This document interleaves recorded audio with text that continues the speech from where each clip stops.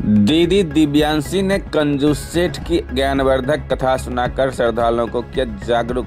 जी हाँ, नमस्कार, आप देख रहे हैं पी न्यूज। मैं हूं कृष्ण कुमार संजय। वृंदावन की प्रसिद्ध कथावाचिका दीदी दिव्यांशी ने अपने प्रवचन के दौरान कंजूस सेठ की एक अत्यंत ज्ञानवर्धक एवं भावपूर्ण कथा सुनाई।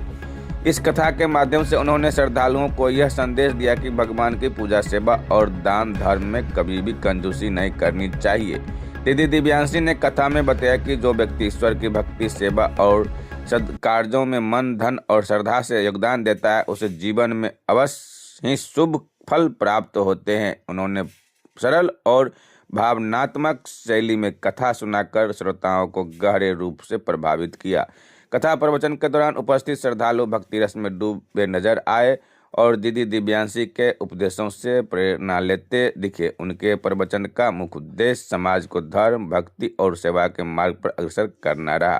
तो आइए हम आपको लिए चलते हैं दीदी दिव्यांशी की इस प्रेरणादायक कथा प्रवचन की ओर, जहां ज्ञान, भक्ति और संस्कारों का सुंदर संगम देखने को मिलता है। राशन पानी वो यजमान जी ही भरवाते हैं। अब इसने विचार बड़े है, 1 वर्ष का कोटा, अरे 1 वर्ष का, 1 महीने का, 1 हफ्ते का, 1 दिन का कोटा पूरा नहीं करूंगा। भगवान ऐसे कैसे छोड़ देंगे? भगवान बार बार करे, नहीं नहीं नहीं, पूरा तो करना पड़ेगा यजमान जी, आप मिले हैं और हमारा नियम है। खूब कहते 1-1.5 घंटा खूब भगवान से बहस करी कि हम नहीं करेंगे, नहीं। भगवान ने कहा संकल्प करो। उसका संकल्प नहीं करूंगा। क्यों? अभी धन लाया नहीं हूं। यहाँ से 50-60 किलोमीटर दूर हमारा घर है, कल वहां आ जाना। संकल्प भगवान ने पढ़वाया, संकल्प लेकर चला गया। अब अच्छा एक बात बताओ, साधारण सी बात है, 10 रुपए के लिए 50 किलोमीटर दूर हम जाएंगे? नहीं जाएंगे। लेकिन भगवान ये परीक्षा ले रहे हैं।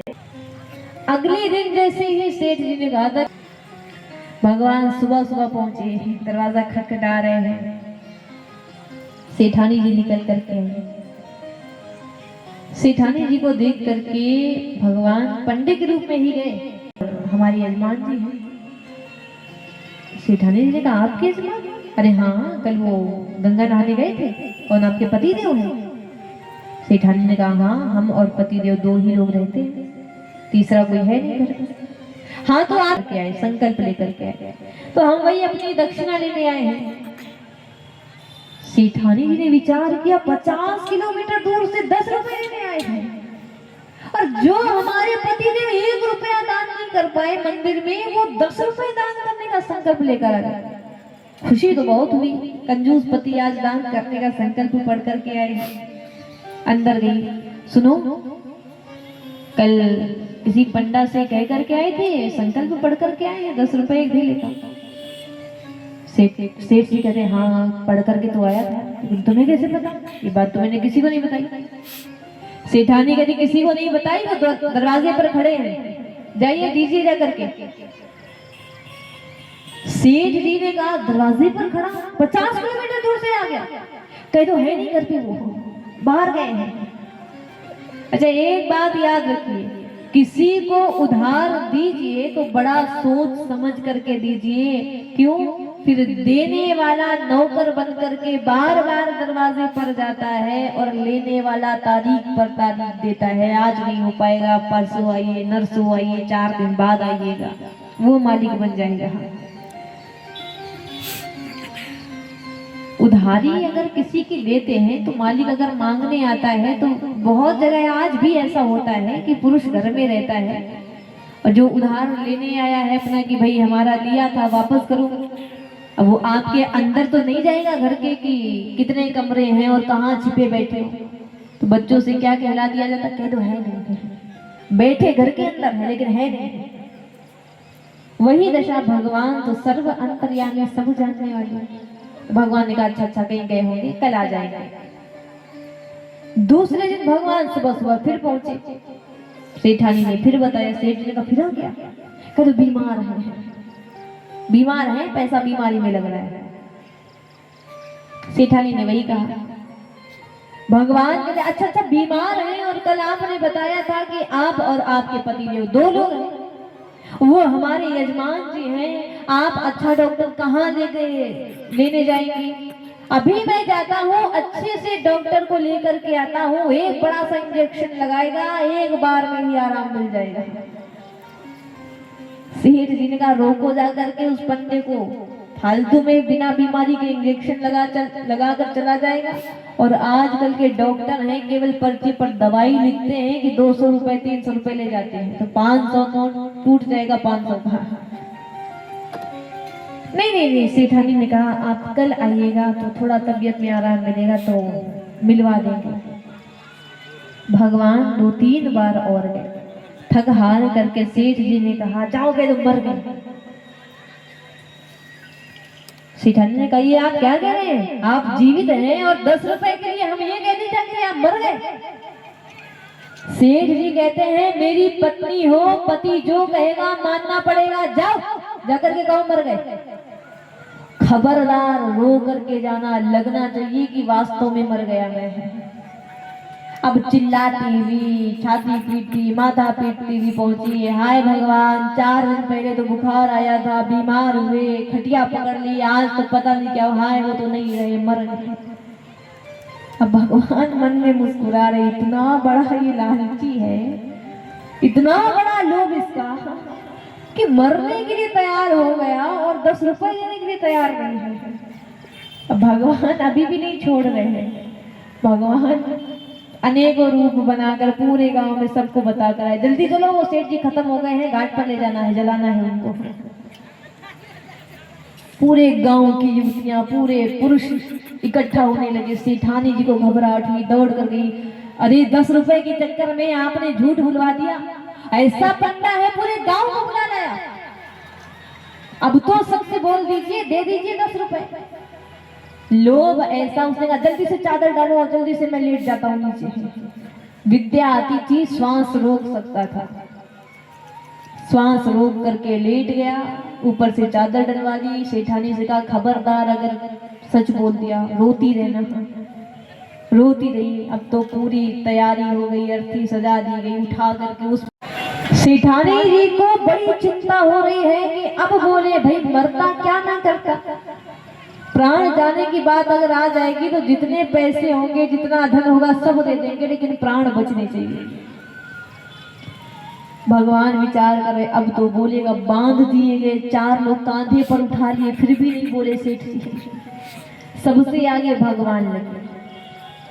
अब भगवान सबसे आगे लगे हैं तो जो सबसे आगे होगा तो जो मृत व्यक्ति है उसके कान के पास में सामने वाले का मुख होता है। सब बोल रहे राम नाम सत्य है, सत्य बोलो मुक्ति है, और भगवान धीरे से बोल रहे अभी भी बोलते वक्त है। सब बोले राम नाम सत्य है और भगवान बोले अभी भी बोलते वक्त है। कुछ नहीं बोला। भगवान ने चलो ले चलो, हम इनके गुरु जी है ना। जैसे ले जाने लगे, अब सेठानी जी से रहा न गया, पीछे दौड़ी, अरे छोड़ दीजिए वो मरे नहीं है, वो जिंदा है, हम झूठ बोल रही थी। इतना चिल्लाई। भगवान कहते अच्छा अभी तक पति देव की बात मान रही थी, और अब जब हम लेकर के जा रहे हैं तब छोड़ दो। सब लोग रुके कि ये जिंदा है। भगवान ने, अरे बेचारी को सदमा लग गया है, पागल हो गई है, विश्वास नहीं हो रहा कि पति देव मर गए हैं, एक काम करो ले चलो, सच में मर गए। ले करके अब चिता तैयार करेगी, उस पर लिटा दिए गए हैं। भगवान विचार करे अब बोलेगा, लेकिन सेठ जी नहीं बोले। लोग पंच दाग देने के लिए खड़े हो गए, और जैसे ही लगाने वाले थे आग, वैसे भगवान ने कहा ये मर जाएगा लेकिन दान नहीं देगा, हम समझ गए। भगवान ने कहा रुको रुको रुको। सबने कहा क्या हुआ? भगवान कहते हैं हम इनके गुरु जी है ना, ये हमारा चेला है, और अंत समय में कुछ गुरु मंत्र कान में दे देता हूँ। कान के पास भगवान ने जाकर कहा तू जीता मैं हारा, मैं भगवान हूँ, मांग ले क्या मांगता है।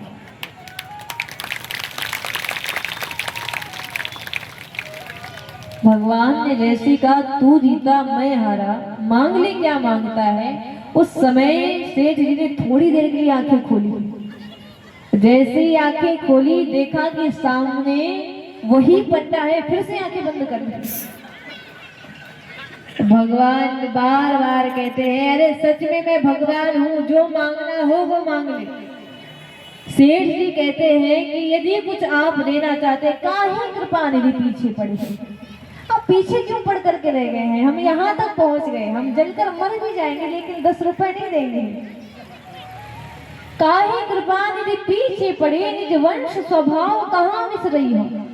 ये हमारे वंश की परंपरा है, जिससे एक बार उधार ले लिया कभी दिया ही नहीं उसे, और संकल्प लेकर के भी चले आए तो भी नहीं दिया। आपन से जो गयो सो गयो, कछु दान दियो तो कैसे कपाई हो। अरे कमाई का साधन ज्यादा नहीं है और ऐसे दान करते रहे तो हम लोग क्या खाएंगे पिएंगे, इतने दान भी नहीं है। मोह खुशी तो यही रसिया, अब हाथ लगे प्रभु के तरी रही हो, पर धीरा ना दई हो दया निधि पे, चाहे बरुआ की चिता ना भले जले रहे। आपके हाथ लग गया हो, आपकी कृपा दृष्टि हो गई है, तो बस इतना मुझे पता चल गया है कि अब उद्धार मेरा निश्चित है। लेकिन जो संकल्प लेकर आया हूँ 10 रुपए एक धेरा भगवान भूल जाइए, मैं जल करके मर जाऊंगा लेकिन कभी भी दान नहीं करूंगा। तो कुछ लोग ऐसे भी होते हैं, भगवान स्वयं परीक्षा लेते हैं और भगवान को हारना पड़ता है।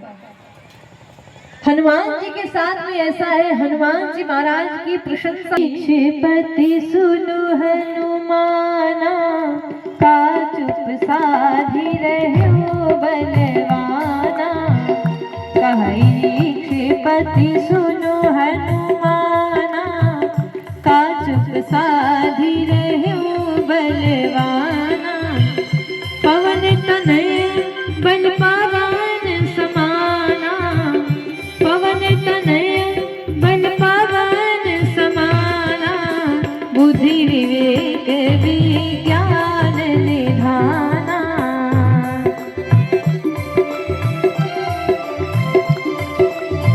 कवन सुकाज कठिन जग माही, जो नहीं होई तात तुम पाई। कवन सुकाज कठिन जग माही, जो नहीं होते तात तुम पाई। पवन पुत्र हो, पवन की बेटी हो, पवन के समान वेग है।